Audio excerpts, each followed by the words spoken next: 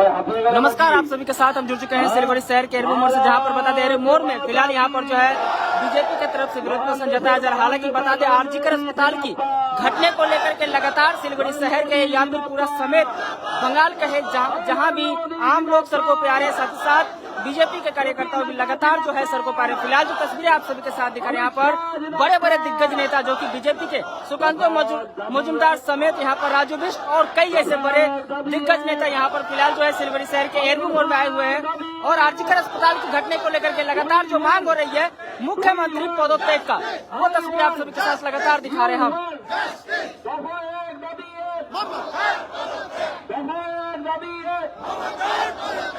বন্ধুগণ, আজকের এই শিলিগুড়ির এয়ারভিউ মোড়ে আপনারা যারা উপস্থিত হয়েছেন, শিলিগুড়ি সাংগঠনিক জেলা, সেই জেলার আমাদের প্রথমে বিক্ষোভ মিছিল, ঝাঁটা মিছিল এবং সেই মিছিলে এবং তারপরে সভা, সেখানে উপস্থিত আমাদের রাষ্ট্রীয় যুব মোর্চার সাধারণ সম্পাদক তথা দার্জিলিং লোকসভা কেন্দ্রের জনপ্রিয়তম সাংসদ মাননীয় রাজু বিষ্ট আজকে আমাদের এই মঞ্চে আছেন।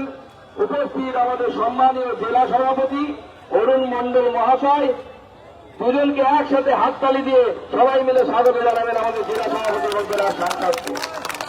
আমাদের বিধায়করা এখানে আছে, শিলিগুড়ি স্থানীয় বিধায়ক তথা রাজ্যের আমাদের সম্পাদকের দায়িত্ব সামলাচ্ছেন আমাদের ডক্টর শঙ্কর ঘোষ, তিনি পিছনে বসে আছেন। উপস্থিত আছেন আমাদের আরেকজন বিধায়ক আনন্দময় বর্মন, আমাদের শিখা দিদি ও আমি জয়ন্তদার কথা ভুলে গেছি। আমাদের লোকসভায় 12 জন সাংসদের মধ্যে সব থেকে ভদ্র লোক আমাদের জলপাইগুড়ি সাংসদ ডক্টর জয়ন্ত রায়, তিনি আমাদের মাঝে আছেন। সবাইকে আমাদের আরেকজন সাংসদ আছে আমাদের তরুণ তুর্কি নেতা কার্তিক পাল রায়গঞ্জের সাংসদ, তাকেও ধরে হাততালি দিয়ে স্বাগত জানাবেন। রায়গঞ্জ থেকে তিনি এখানে এসেছেন কষ্ট করে। আমাদের দুর্গা মুর্মু, আমাদের লড়াকু আদিবাসী নেতা, আমাদের বিধায়িকা দিদির নাম বলা হয়েছিল, আমাদের দিদি, আমাদের খুব প্রিয় দিদি। এছাড়াও নান্টু পাল থেকে শুরু করে আমাদের অন্যান্য নেতৃত্ব, জেলার সিএস থেকে শুরু করে আমাদের সিনিয়র নেতৃত্ব প্রবীণ দা, গণেশ দা, আমাদের জেলার সিএস রাজু দা, এরা সবাই উপস্থিত আছে। সবাইকে একবার হাততালি দিয়ে জোরে আপনারা সকলে মিলে স্বাগত জানাবেন। বন্ধুগণ, আমরা প্রতিটি জেলায় এরকম বিক্ষোভ মিছিল করি। কেন বিক্ষোভ মিছিল করছি? কারণ 9 তারিখে আগস্ট মাসে এক ভয়ঙ্কর ঘটনা ঘটে গেল। এই ভয়ঙ্কর ঘটনা গোটা পশ্চিমবঙ্গকে নাড়িয়ে দিয়েছে। কারণ পশ্চিমবঙ্গের প্রত্যেকটি বাড়িতে কোনো না কোনো মহিলা আছে, কোনো না কোনো মেয়ে আছে। এমনকি আমি নিজেও 2 জন মেয়ের বাবা। 9 তারিখের ঘটনা ঘটার পর থেকে প্রত্যেকটি মেয়ের বাবা এবং মা সন্ধ্যেবেলায় যখন তার মেয়ে বাড়ি থেকে বেরোয় টিউশন পড়তে অথবা স্কুলে যায়, বুকের ভেতরে হার্টবিটটা কয়েক গুণ বেড়ে যায়, অপেক্ষা করে কখন আমার মেয়ে বাড়িতে ফিরবে।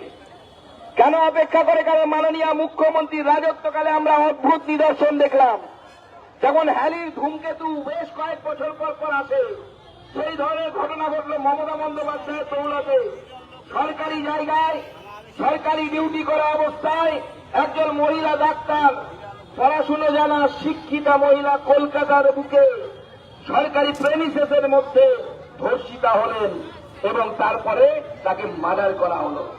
আজকে কলকাতার কেন্দ্রবিন্দুতে যদি একজন শিক্ষিতা মহিলার সাথে এই ঘটনা ঘটতে পারে, বন্ধুগণ, তাহলে মনে করুন কলকাতা থেকে 400 কিলোমিটার দূরে, না হয় 500 কিলোমিটার দূরে কুচবিহারে গিয়ে একজন সাধারণ মহিলার সাথে কি ঘটতে চলেছে। মাননীয় মুখ্যমন্ত্রী রাজ্যটাকে আবর্জনায় পরিণত করেছেন, তাই বিজেপিকে ছাতা নিয়ে রাস্তায় নামতে হয়েছে। মার ঝাড়ু মার বলে আমরা টিএমসিকে ছেটিয়ে এই রাজ্য থেকে বিদায় করব।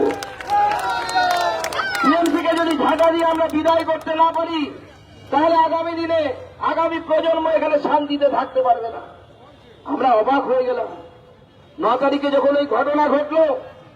মেয়ের মা বাবা, আমি দুবার সেই মেয়ের বাড়িতে গেছি, ডাক্তার ম্যাডামের বাড়িতে গেছি, যাকে রেপাল মার্ডার করা হলো। মা বাবা কাঁদছে, একমাত্র সন্তান, দ্বিতীয় কোনো সন্তান নেই। বাবা জামা কাপড় তৈরির কাজ করে, টেলারিং এর কাজ করে। হাত ধরে বলছে, দাদা অনেক স্বপ্ন নিয়ে মেয়েটাকে মানুষ করেছিলাম। কয়েক মাস পরে বিয়ে ছিল ছোটবেলার এক বন্ধুর সাথে, পাড়ার পাশেই বাড়ি। আমার মেয়ের সব স্বপ্ন চুরমার হয়ে গেল। মেয়ে ডাক্তারি পাশ করার পর থেকে নিজে বাড়িতে দুর্গাপুজো করত। দুর্গাপুজোর প্রিপারেশন চলছিল, যখন মেয়ের মা অপেক্ষা করছিল দুশ্চিন্তায়, রাত্রিবেলা আমার মেয়েটা নাইট ডিউটি করতে গেছে, হঠাৎ একটা ফোন বাজলো। বলছি আরজিকর হসপিটাল থেকে বলছি, বলুন মেয়ের মার গলা শুকিয়ে গেল, কেন আরজিকর থেকে ফোন এলো? বলছেন আপনার মেয়ে অসুস্থ, তাড়াতাড়ি আপনারা আরজিকর হসপিটালে আসুন। একমাত্র সন্তান, আরে একমাত্র হোক দুমাত্র হোক, সন্তান মানে সন্তান। মা বাবা গাড়ি নিয়ে দৌড়লেন। রাস্তায় যেতে যেতে দ্বিতীয় ফোন, আপনার মেয়ে সেন্সলেস হয়ে গেছে, আপনার মেয়েকে আমরা আরজিকর হসপিটালে ভর্তি করেছি। মা বাবার টেনশন আরো বেড়ে গেল, গাড়ি আরো স্পিডে দৌড়তে শুরু করলো আরজিকর হসপিটালের দিকে। যেতে যেতে তৃতীয় ফোন, ভাবুন একই ঘটনা, 3 নম্বর ফোন চলে এলো। ফোন এসে কি বলছে? আপনার মেয়ে সুসাইড করেছে, তাড়াতাড়ি আসুন, সে মারা গেছে। মা গাড়িতে কাঁদছে, বাবা হাওমাও করে কাঁদছে। হসপিটালে পৌঁছে গেছে, কোথায় আমার মেয়ে, একবার মুখটা দেখতে দাও মেয়ের। 3 ঘন্টা, 2 মিনিট নয়, 3 মিনিট নয়, 3 ঘন্টা অপেক্ষায় বসে থাকলো। মা আর বাবা কাঁদছে। মেয়ের মুখটা একবার দেখতে দাও। আরজিকরের প্রিন্সিপাল মমতা ব্যানার্জির কোলে বসে থাকা সন্দীপ ঘোষ, ডক্টর সন্দীপ ঘোষ, তিনি বলছেন না, মেয়ের মুখ দেখা যাবে না, দেখতে দেয়া যাবে না মেয়ের মুখ। মা বাবা বাইরে বসে আছে, ঘরের মধ্যে একের পর এক ডাক্তার ঢুকছে, কেউ ফরেনসিক সার্জন সেজে ঢুকছে, কেউ ঢুকছে ফরেনসিক এক্সপার্ট হয়ে, পুলিশ ঢুকছে, ঘুরে বেড়াচ্ছে, গরু যেভাবে মাঠে চড়ে সেইভাবে ঘুরে বেড়াচ্ছে, যেখানে মেয়েটার দেহ পড়ে আছে। শুধু মা বাবাকে ঢুকতে দেওয়া হচ্ছে না, মা বাবাকে আটকে রাখা হলো, ঢুকতে দেওয়া হলো না। 3 ঘন্টা পর সব যখন সাজানো হয়ে গেল, সমস্ত তথ্য প্রমাণ লোপাট হয়ে গেল, তখন মা বাবাকে ঢুকতে দেওয়া হলো মেয়ের মুখ দেখার জন্য। বডি নিয়ে তাড়াতাড়ি চলে আসা হলো বাড়িতে। মা বাবা দেখা ঠিক মতো দেখার আগে বডি নিয়ে কম্পিটিশন, কে আগে জ্বালাবে বডি। 2টো মৃতদেহ শ্মশানে পড়েছিল, তাদেরকে টপকে 3য় নাম্বার মৃতদেহকে ঢুকিয়ে দেওয়া হলো চুল্লির মধ্যে। পরে আমি জানতে পারলাম একটা মৃতদেহ নাকি ভেতরে ছিল, সেটাকে বের করে নিয়েছে, এই মৃতদেহটাকে ঢোকানো হচ্ছে। কেন? কাউন্সিলর থেকে শুরু করে বিধায়ক সবাই ভাবছে যে দিদির চটিটা কে চাটতে পারে। পুলিশ চাটছে, নেতা চাটছে, চেটে চেটে দিদির হালায় যদি সাদা পরিষ্কার করে দিচ্ছে, চাটো, যত পারো চাটো, সবাই চেটে যাচ্ছে। মেয়েটার মুখের দিকে, মেয়েটার মা বাবার মুখের দিকে কেউ তাকালো না। আরে পুলিশ, দলদাস পুলিশ, যার মাথায় ছিল সিপি বিনীত গোয়েল, ভাবুন আমাদের নগরপাল ক্যামেরার সামনে এসে কি বলছিল, তারা আত্মহত্যা বলে চালানোর চেষ্টা করেছিলেন। পরে যখন পোস্টমর্টম হলো, পুরনো খানা দাগ পাওয়া গেল যে পোস্টমর্টম বলছে, পশ্চিমবঙ্গ সরকারের পোস্টমর্টম। আর কি করে করা পোস্টমর্টম বলছে? আরে যে সিপি 15টা ক্ষত দেখতে পায় না দে, সেই সিপিকে আর সিপির পদে বসে থাকার দরকার নেই, ওকে পিসির কোলে বসে থাকতে বলুন, সেইটা মানাবে, সিপির পদে বসে থাকার কোনো দরকার নেই। আজকে ভাবতে অবাক লাগে, কলকাতা পুলিশ তাকে স্কটল্যান্ড ইয়ার্ডের সাথে তুলনা করা হতো। তার সামনে ডাক্তারবাবুরা গিয়ে ধর্ণা দিচ্ছে, ডাক্তারবাবুরা স্লোগান দিচ্ছে সিপিকে অপসারণ করতে হবে। সিপি নিজের হাতে নিজের রেজিগনেশনের ডিমান্ড নিলেন, আর সঙ্গে একটা শীত দ্বারা নিলেন, মেরুদণ্ড নিলেন। কারণ মেরুদণ্ড তো নেই, মেরুদণ্ড কালীঘাটে বিক্রি করে এসেছিলেন আমাদের পুলিশ অফিসাররা, এবং কালীঘাটে তাদের মেরুদণ্ড ভাড়া দেওয়া থাকে, নিজেদের কাছে নিজের মেরুদণ্ড থাকে না, কালীঘাটে ভাড়া দেওয়া থাকে। ডাক্তারবাবুরা সেখানে দাঁড়িয়ে কলকাতার সিপি আমাদের মহান নগরপাল, তার বিরুদ্ধে স্লোগান তুললেন, ভোর হলো, দোল খোলো, বিনীত গোয়েল ওঠরে, দাঁড়িয়ে আছে হাওয়াই চটি একটু করে চাটরে। ডাক্তারবাবুরা স্লোগান দিচ্ছেন কার বিপক্ষে? কলকাতার সিপির বিপক্ষে, যে সিপিকে আমরা সম্মানের চোখে দেখতাম, যে কলকাতা পুলিশকে আমরা সম্মানের চোখে দেখতাম। মাননীয় মুখ্যমন্ত্রীর তাও ভূক্ষেপ নেই, উনি বললেন ওদের ডিমান্ড মেনে আমরা সরাবো সিপিকে। সিপিএকে সরিয়ে এর থেকে তো বড় পদ কিছু নেই, তাই আমরা তাকে এসটিএফ এর প্রধান করে দিচ্ছি। এসটিএফ এ সরালেন, তার কারণ মমতা বন্দ্যোপাধ্যায় কোনোভাবে এদের শাস্তি দেবেন না, কারণ মমতা বন্দ্যোপাধ্যায় যদি শাস্তি দেয় তাহলে সমস্ত তথ্য ফাঁস হয়ে যাবে। কি তথ্য? আপনার আমার পরিবারের লোক সরকারি হসপিটালে ভর্তি হচ্ছে, আর নর্থ বেঙ্গল লবি যার মাথায় জলপাইগুড়ির ডাক্তারবাবু, চোখের ডাক্তার ডক্টর সুশান্ত রায় বসে আছে, যার ওখানে আরো তার সাথে অনেক থেকে শুরু করে আমাদের শিব মন্দিরের একটি ছেলে, সে বসে আছে বিরূপাক্ষ, তার বাড়ি শিব মন্দিরে, এরা নাকি নর্থ বেঙ্গল লবি। আমি বলি হাই রে অভাগা নর্থ বেঙ্গল, তোর তো কিছুই নেই, না শিল্প আছে, শিল্প নেই। কেন্দ্র সরকার একটা এইমস দিয়েছিল, সেটাও মমতা বন্দ্যোপাধ্যায় চুরি করে নিয়ে চলে গেছেন কল্যাণীতে। সুনাম তো কিছু থাকলো না, শুধু মমতা বন্দ্যোপাধ্যায়ের জন্য নর্থ বেঙ্গল লবির নামে নর্থ বেঙ্গল মানুষের মান সম্মানটা ছিল, সেই মান সম্মানটা পর্যন্ত মমতা বন্দ্যোপাধ্যায় আর তৃণমূল কংগ্রেসের জন্য চলে গেল। তাই নর্থ বেঙ্গলের মানুষ তৃণমূল কংগ্রেসকে মাফ করে না। উত্তরবঙ্গ সেই জন্য উত্তম বঙ্গ, সব থেকে বেশি লোকসভা সিট আমরা এই উত্তরবঙ্গ থেকে ভারতীয় জনতা পার্টি পাই। তাই উত্তরবঙ্গ হচ্ছে উত্তমবঙ্গ। উত্তরবঙ্গের মানুষকে আমি নমস্কার জানাই, প্রণাম জানাই, আর তাদেরকে ধন্যবাদ জানাই যে একদিকে আমাদের রাজু বিষ্টাকে জিতিয়েছেন, একদিকে আমাদের জয়ন্ত রায়কে জিতিয়েছেন, একদিকে স্বয়ং আমাকে জিতিয়েছেন, একদিকে আমাদের কার্তিক পালকে জিতিয়েছেন, এবং আলিপুরদুয়ারে আমাদের মনোজ টিক্কাকে জিতিয়েছেন। আর মাননীয় মুখ্যমন্ত্রী সেই জন্য খুব রাগ উত্তরবঙ্গের উপরে। উত্তরবঙ্গ নিয়ে কিছু বললে পরে রেড়ে করে বেড়ে আসে, রেড়ে করে কামড়াতে আসে। মাননীয় মুখ্যমন্ত্রী, উত্তরবঙ্গের মানুষ আপনাকে হারে হারে চিনেছে। আপনার এই যে ব্যবসাদার, যারা সরকারি হসপিটালকে, সরকারি স্বাস্থ্যকেন্দ্রকে শেষ করে দিয়েছে, উত্তরবঙ্গ মেডিকেল কলেজকে শেষ করে দিয়েছে, উত্তরবঙ্গ মেডিকেল কলেজে সুপার স্পেশালিটি হসপিটাল নামে বানিয়েছে, নীল সাদা বিল্ডিং হয়ে গেছে, তাতে না আছে ডাক্তার, না আছে বেড, কিচ্ছু নেই। সেখানে গেলে পরে আপনি কোনো চিকিৎসা পাবেন। আমার কথা নয়, আনন্দবাজার পশ্চিমবঙ্গের সব থেকে বহুল প্রচারিত একটি সংবাদপত্র কি লিখছে, ডাক্তারবাবু তার লিখিতভাবে স্বাস্থ্য ভবনে জানিয়েছেন। কি জানিয়েছেন?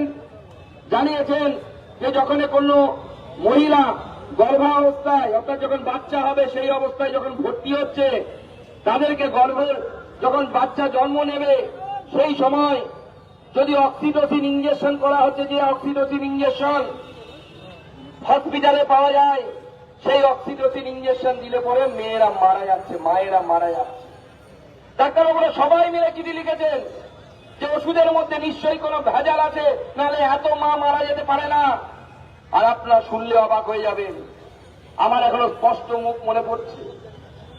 আমি যখন শিলিগুড়িতে বসে, আমার এখন তখন পঞ্চায়েত একজন সদস্য, মামনি বর্মন তার নাম, রাজবংশী পরিবারের মেয়ে, বাচ্চা মেয়ে, 30 বছর বয়স হবে কিনা সন্দেহ।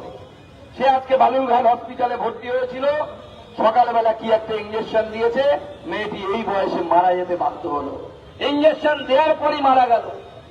এখানে শিলিগুড়িতে বসে আছি আমি মনে আছে পঞ্চায়েত সদস্য ছিল। আজকে সরকারি ফেয়ার প্রাইস যে সব খুলেছে, আমি সিবিআই কে অনুরোধ করব যে এই সমস্ত সরকারি যে ফেয়ার প্রাইস সব আছে, তার ওষুধের স্যাম্পল তোলার ব্যবস্থা করুন। আমার কাছে যা খবর আছে, এই সমস্ত ওষুধ জালি ওষুধ, এবং পশ্চিমবঙ্গ সরকার এখান থেকে লক্ষ লক্ষ কোটি কোটি টাকা চুরি করেছে, সেটা সাধারণ মানুষকে এই জালি ওষুধ খাওয়ানোর ব্যবস্থা করে।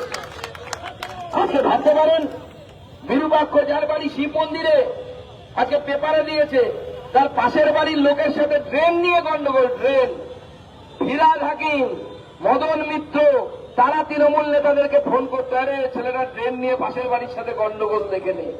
আমি প্রশ্ন করতে চাই, এই বিরূপাক্ষ, অভিক দে বা এখানকার সুশান্ত রায়, এই চোরের সাথে মদন মিত্র আর ফিরাজ হাকিম সাহেবের কি সম্পর্ক, সেটা মিডিয়ার সামনে বলতে হবে, বাংলার জনগণকে বলতে হবে। আর যদি না বলেন, তাহলে বাংলার জনগণ আপনাদের উপযুক্ত শাস্তির ব্যবস্থা করবে, ঠান্ডা দিয়ে ডান্ডা দিয়ে সোজা করে বিজেপি দল ব্যবস্থা করবে। সেই সময় আসছে, বাংলার জনগণ আপনাদেরকে ঠিক করবে। দিদিমণি ভয় দেখানোর চেষ্টা করেছিলেন, ভেবেছিলেন বাংলার মানুষ ভয় পেয়ে যাবে। দিদিমণি কি বলেছিলেন? আপনারা একটু ফোঁস করুন। এবার দেখি বলছে ফোঁস করতে হবে। ফোঁস করতে গেলে মনে রাখবেন, আমাদের কবি সুকুমার রায় অনেকদিন আগে লিখে গেছে, সেই সব জ্যান্ত গোটা দুই আনত। কি শুরু করেছেন তো ছোটবেলায়, বাবুরাম সাপুরে গোটা জানি বাপুরে। তার শেষের লাইনগুলো আছে, সেই সব জ্যান্ত গোটা দুই আনত। কথা বলে গেছে। দুটো তৃণমূলের দুটো সাপ, পিসি সাপ আর ভাইপো সাপ। পিসি সাপ আর ভাইপো সাপ। আর তার পরের লাইনে বলেছে সেই সাপ জানতো গোটা দুই আনতো, বেড়ে বেড়ে ডান্ডা করে দেব করে দেব করে দেব। তাই দিদিমণি পরিষ্কার বলে দিতে চায়, তৃণমূল কংগ্রেসের কত ক্ষমতা জানা আছে। এই পুলিশ মামারা না থাকলে তৃণমূল কংগ্রেসের একটা নেতা বাড়ির বাইরে বেরোতে পারবে না। জনগণ জামা প্যান্ট করে দেবে। পুলিশের জোরে এরা চিৎকার করে। পাড়ার নেড়ি কুত্তগুলোকে দেখবেন, মালিককে দেখার পরে খুব লেজ তাড়া করে তাড়া যায়, লেজ উঁচু করে। আর মালিক না থাকলে লেজ নিচের দিকে ঢুকিয়ে কাই কাই কাই করতে করতে ঘরে ফেলে। তৃণমূল কংগ্রেসের নেতাদের দাপট হচ্ছে এই পুলিশের জন্য। পুলিশকে বিজেপির পক্ষে কাজ করতে হবে না। সংবিধানের শপথ নিয়েছেন, সংবিধানের শপথ নিয়ে নিরপেক্ষ ভূমিকা পালন করুন। বিজেপি তৃণমূল কংগ্রেসের চোর নেতাদেরকে কিভাবে ঘরের ভিতরে ঢুকে দিতে হয় বিজেপি জানে, বিজেপি সেই কাজ করে রেখে। সিবিআই তদন্ত চলছে, চলবে সিবিআই তদন্ত, সিবিআই এর মতো চলবে। ভারতীয় জনতা পার্টি শুধু সিবিআই ইডির ভরসায় বসে থাকে না। ভারতীয় জনতা পার্টি তার কর্মীদের শক্তি নিয়ে বেঁচে থাকে, তার পার্টির আদর্শ নিয়ে, নীতি নিয়ে সামনের দিকে এগিয়ে যায়। সেই নীতি আদর্শ নিয়ে আমরা এগিয়ে যাব। আর এই 26-এর ইলেকশনে মমতা বন্দ্যোপাধ্যায়কে তার পদত্যাগ করতে বাধ্য করাবো, অথবা তাকে হারাবো। 26-এর ইলেকশনে তার চেয়ার থেকে নামাবো। আমার ঘরের মেয়ে মারা গেছে, আমার বোন মারা গেছে, দিদিমণি বলছেন উৎসব করো। আরে উৎসব দিদিমণি আপনার মানায়, কারণ আপনি সেই নীতিতে বিশ্বাস করেন। পরের ছেলে পরমানন্দ, পরের মেয়ে পরমানন্দ, আমি আর ভাইপো করব আনন্দ। আপনি আর আপনার ভাইপো ছাড়া কিছু বোঝেন না। তো বাংলার মানুষ উৎসব করবে না, দুর্গাপুজো করবে। বাংলার মানুষ দুর্গাপুজো করবে, মায়ের কাছে প্রার্থনা করবে। আর মায়ের কাছে যখন আমরা অষ্টমীতে অঞ্জলি দেব, প্রত্যেকবার আমরা বলি যশং দেহি পুত্রং দেহি আরোগ্যং দেহি মে সদা। ধন চায়, পুত্র চায়, যশ চায়, বিজয় চায়। এইবার মায়ের কাছে হাত জোর করে বলবেন, মা আমার বোনের বিচার চাই। সব দাও, তার সাথে মা আমার বোনের বিচার চাই, আমার বোনের বিচার চাই। আর মুখ্যমন্ত্রী বলেছেন না উৎসব করতে হবে, করবো আমরা উৎসব। কোন দিন করব? যেদিন মমতা বন্দ্যোপাধ্যায়কে হয় তার চেয়ার থেকে আমরা হারিয়ে গণতান্ত্রিক ভাবে টেনে নামাবো, সেই দিন আমরা উৎসব করবো। বাংলার মানুষ আমরা উৎসব করব। সেই দিন আসছে, বেশি দিন বাকি নেই। আপনারা সংঘবদ্ধ হন, মানুষকে বোঝান। তৃণমূল কংগ্রেস মনে করেছে যে 1000 টাকা লক্ষ্মীর ভান্ডারে দিয়ে দিয়েছি, দুটো মেয়ের আঁচল ধরে কাঁদলো তো কি হবে। মাননীয় মুখ্যমন্ত্রী মনে করেছে যে আমি 1000 টাকা দিচ্ছি, আমার পাড়ার দুষ্টু ছেলেদের একটু রেপ করার অধিকার আছে। আমার 1000 টাকা দিচ্ছি, আমাদের কালিয়াগঞ্জের মৃত্যুঞ্জয় বর্মনকে গুলি করে মারার অধিকার আছে পুলিশের। একের পর এক অত্যাচার আমাদের উত্তরবঙ্গ জুড়ে, গোটা উত্তরবঙ্গ জুড়ে হচ্ছে। বিজেপি করে বলে কাউকে গুলি করে মারা হচ্ছে, কারোর কাউকে রেপ হচ্ছে। রাজবংশী সম্প্রদায় ভারতীয় জনতা পার্টির সাথে ভোট দেয় বলে অন্যান্য সম্প্রদায়ের সাথে উত্তরবঙ্গে তাদের উপরে অত্যাচার হচ্ছে। একের পর এক মেয়ে, তাদের পরিবারে তাদের ধর্ষণ হয়েছে, গণধর্ষণ হয়েছে, খুন করে ফেলা হয়েছে। আর এর জন্য দায়ী যদি কেউ থাকে, আর কেউ নাই, মমতা বন্দ্যোপাধ্যায় দায়ী। সেই জন্য আমরা মনে করি যে সঞ্জয় রায় সিভিক ভলেন্টিয়ার যাকে পুলিশ ধরেছে, একা তার পক্ষে এই কাজ করা সম্ভব না।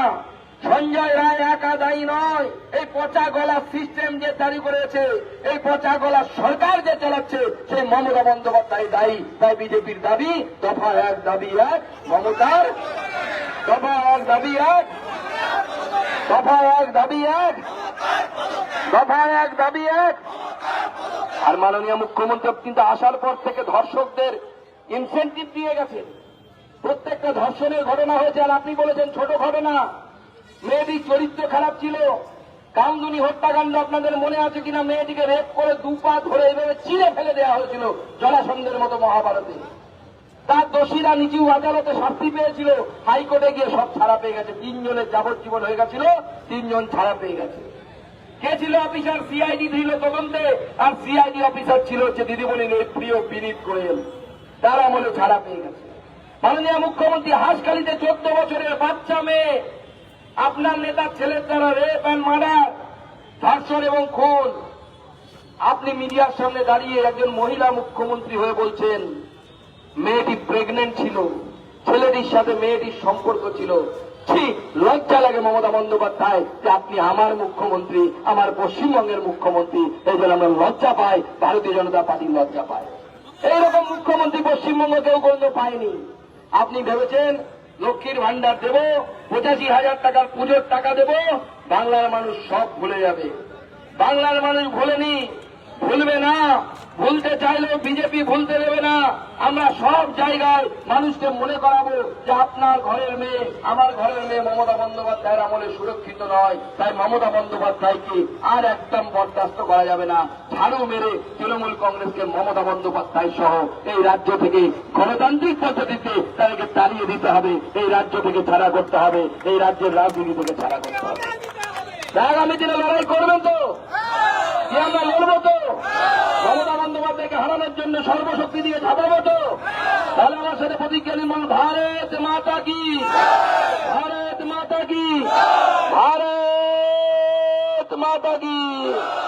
নরেন্দ্র মোদী জিন্দাবাদ, জেপি নাড্ডা জিন্দাবাদ, অমিত শাহ জিন্দাবাদ, ভারত মাতা কি। দফা এক দাবি এক, দফা এক দাবি এক। এই বিপুল রোদের মধ্যেও আপনারা এত বিপুল সংখ্যায় জড়ো হয়েছেন, সেই সর্বশেষে ভারতীয় জনতা পার্টি সর্বস্তরের কর্মী সমর্থক নেতৃত্বদেরকে আমি আমার নমস্কার প্রণাম জানিয়ে আমার বক্তব্য এখানে শেষ করছি। বন্দে মাতারাম, ভারত মাতা কি জয়।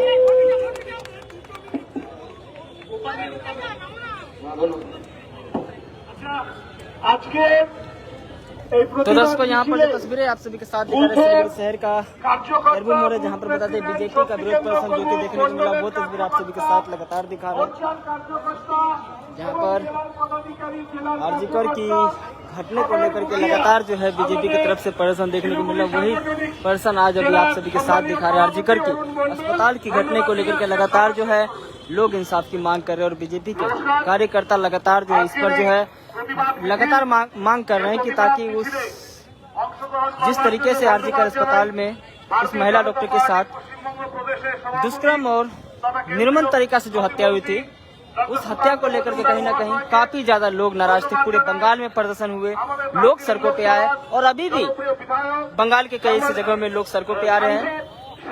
और साथ ही साथ आज जो तस्वीरें दिखा रहे सिलीगुड़ी शहर का एरबू मोड़, जहाँ पर बता दे बीजेपी की तरफ से विरोध प्रदर्शन जताया जा रहा है। साथ ही साथ यहाँ पर एरबू मोड़ में बड़े बड़े दिग्गज नेता बीजेपी के सुकांतो मजूमदार समेत राजू बिष्टो, शंकर घोष, कई ऐसे बड़े नेता जो कि यहाँ पर फिलहाल जो है आपको दिखा रहे हैं लाइव।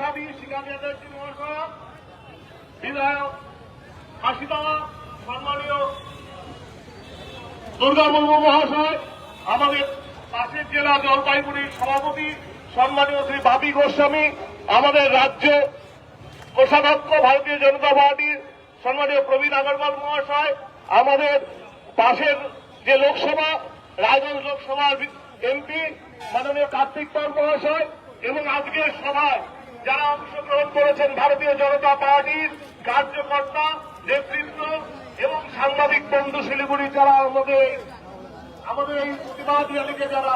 तो दोस्तों फिलहाल इस खबर को लेकर के आपकी क्या प्रतिक्रिया और आपको कब क्या लगता है कि आरजीकर अस्पताल की घटने में कब तक उसको न्याय मिलेगा और किस तरह की सजा मिलेगी, वो आप कमेंट करके जरूर बता सकते हैं।